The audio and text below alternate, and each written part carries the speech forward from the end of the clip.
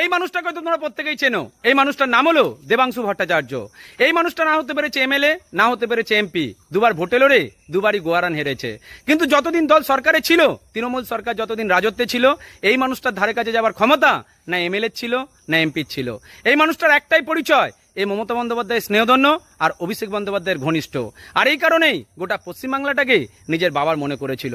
তাই আজকে দেবাংশু বাবুর উদ্দেশ্যে শুধু এটাই বলবো, হাতে মাইকাপন আর 100টার সঙ্গে লোক থাকলেই নেতা হওয়া যায় না। নেতা হওয়ার জন্য সকল মানুষের দুঃখ কষ্ট বুঝতে হয়। আপনি হাতে মাইকাপনও পেয়েছিলেন, 100 লোকও সাথে পেয়েছিলেন, শুধু মানুষের দুঃখ কষ্ট বুঝতে পারেননি বলেই আজ আপনার অবস্থা কুকুরের মতো হয়ে গেল। কিছুদিন আগেই আপনি চিৎকার করে বলেছিলেন বিদেশি পর্যটকরা নাকি আমাদের এই পশ্চিমবাংলায় আসে পাড়ার অলিগলি দেখতে, কিন্তু সেদিন আপনি ভুল বলেছিলেন।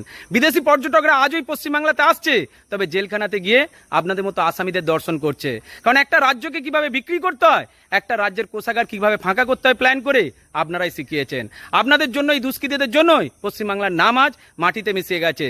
আর বিদেশি পর্যটকরা এসে আপনাদের অলিগলিতে খুঁজছে যে আপনাদের মতো কুকুরকে পেলে তারা একটু বিস্কুট খাওয়াবে। মনে কিছু করবেন না, দল হেরে গেছে বলে আপনি হেরেছেন এটা কখনোই ভাববেন না। বরং আপনার মতো কালপিট দলে ছিল বলে তৃণমূল শব্দটা আজকে পশ্চিমবাংলা থেকে মুছে গেছে। আপনি সবচেয়ে বড় কালপিট বলে আমার মনে হয়। ভালো থাকবেন প্রত্যেকে।